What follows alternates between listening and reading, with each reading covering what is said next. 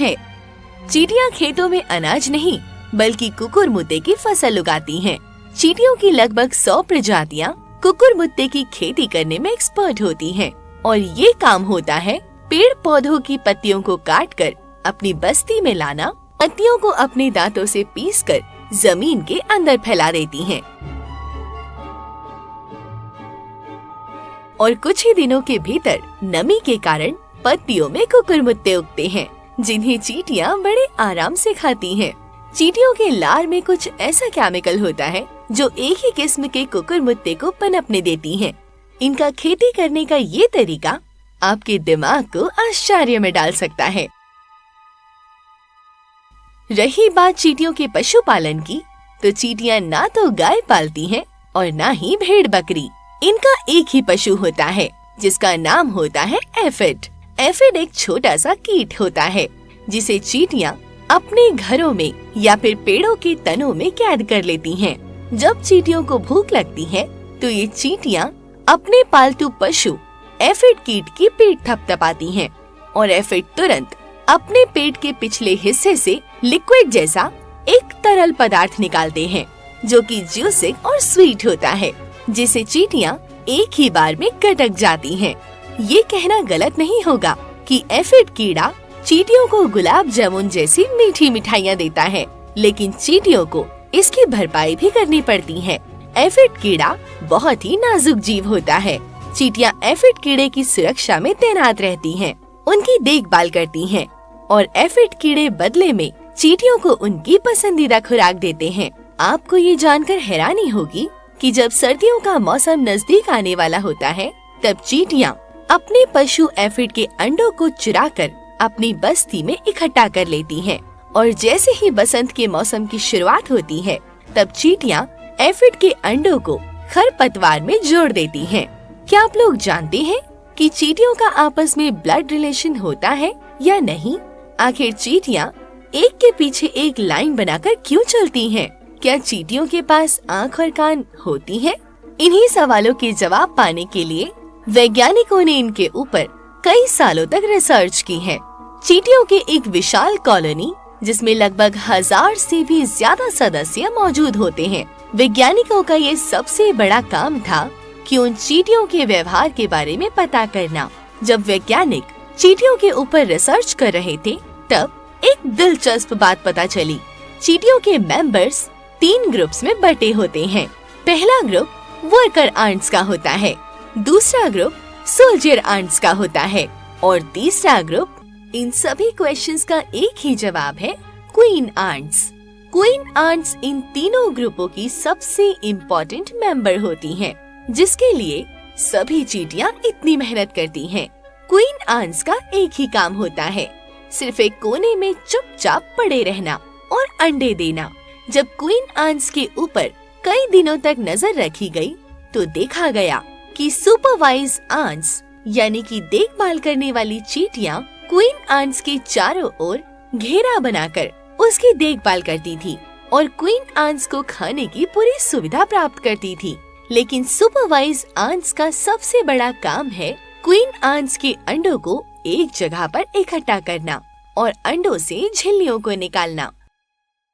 अंडों की साफ सफाई और देखभाल जितनी अच्छे तरीके से होगी, बच्चे भी उतने अधिक स्वस्थ पैदा होंगे। सुपरवाइज आंट अपने मुंह से चिपचिपा रासायनिक पदार्थ को लार्वों के मुंह में डालती हैं और यही चिपचिपा पदार्थ चींटियों के बच्चे यानी कि लार्वों को भोजन देता है। प्रत्येक सर्वाइव आंट्स बार बार चेक करती हैं कि क्या सभी लार्वों को खाना दिया गया है या नहीं। वास्तव में कहा जाए तो चींटियों को जन्म देने वाली माँ क्वीन आंट्स ही होती हैं और पालने पोसने वाली माँ सुपरवाइज आंट्स होती हैं। कॉलोनी की सभी चींटियां बच्चों को नहीं पालती हैं। कुछ चींटियां पूरा दिन काम करती रहती हैं। वर्कर आंट्स का काम होता है कॉलोनी की हर चींटी का पेट भरना। वर्कर आंट्स का आधे से ज्यादा समय खाना ढूंढने में बीत जाता है। क्वीन आंट्स और सुपरवाइज आंट्स कभी भी अपने बिल से बाहर नहीं निकलती हैं। क्वीन आंट्स और सुपरवाइज आंट्स तब बाहर आती हैं जब सभी चींटियां किसी नए बिल का चुनाव करती हैं। अंडों को नए बिल में ले जाने का काम भी वर्कर आंट्स का ही होता है। चींटियां हर चीज को पचाने में एक्सपर्ट होती हैं और कुछ भी खा सकती हैं। चींटियों के खाना ढूंढने और उस खाने को अपने घर तक ले जाने में दिलचस्प बात ये है कि अगर किसी भी चींटी को पता चलता है कि किसी जगह पर खाने की चीज रखी है, तो वो तुरंत अपनी साथी चींटियों को बताने के लिए अपने घर की ओर चल देती हैं। लेकिन वो सीधे घर की ओर नहीं जाती। वो बड़ी चालाकी से अपने पेट को जमीन से बार बार सटा के चलती हैं, ताकि उनकी गंध जमीन पर छूट जाए। और जैसे ही चींटी अपनी साथी चींटियों के पास पहुंचती है, तो वो इशारा करती है और सभी चींटियां उसके पीछे पीछे चल देती हैं। तब उसी चींटी के द्वारा छोड़ी गई गंध की मदद से वो उस खाने के पास पहुंचती हैं और उसी गंध के सहारे वर्कर आंट्स एक लाइन बनाकर एक दूसरे के पीछे पीछे चलकर खाने के पास पहुंचती हैं और खाने को अपनी बस्ती में ले जाती हैं।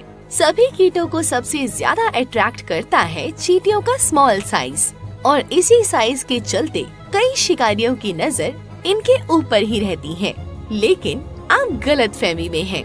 इनका छोटा साइज देखकर जो भी कीट इन्हें नुकसान पहुंचाने की कोशिश करता है, वो कीट जान से हाथ धो बैठता है, क्योंकि इनका एक ही ग्रुप अटैक काफी होता है। चींटियों से पंगा लेने वाले बड़े कीटों के भी पसीने निकल जाते हैं। सोल्जर आंट्स ग्रुप की सबसे डेंजर आंट्स होती हैं। हर प्रजाति की चींटियों की कॉलोनी में सोल्जर आंट्स जरूर होती है। नुकीले दांतों से लैस सोल्जर आंट्स का एक ही काम होता है, अपनी बस्ती की सुरक्षा करना। सिपाही की तरह तैनात रहने वाली सोल्जर आंट्स के जबड़े में 2 बड़े नुकीले दांत होते हैं, जिसकी मदद से वो अपनी कॉलोनी को हर खतरे से दूर रखती हैं। सीधी सादी सी दिखने वाली चींटियों का भयानक रूप तब देखने को मिलता है जब वो अपनी कॉलोनी की लड़ाई किसी दूसरी कॉलोनी की चींटियों से लड़ती हैं। इस लड़ाई में काफी चींटियां मारी भी जाती हैं। चींटियां अपने आप में ही कुदरत का एक बेहद खास क्रिएचर है। चींटियां सुपर आर्किटेक्चर भी होती हैं। कुछ चींटियों की प्रजाति जमीन के भीतर रहती है, तो कुछ पेड़ पौधों की पत्तियों में अपना घोंसला बना लेती हैं। जो चींटियां पेड़ के पत्तों पर घर बनाती हैं, उनका घर बनाने का तरीका भी बहुत मजेदार होता है। चींटियां सबसे पहले एक दूसरे को पकड़कर एक श्रृंखला बनाती हैं, फिर पत्तों को पास पास खींच लेती हैं। पत्तों को आपस में जोड़ने के लिए रेशों की जरूरत होती है। चींटियों को रेशे इल्लियों से प्राप्त होते हैं। इल्लियां एक प्रकार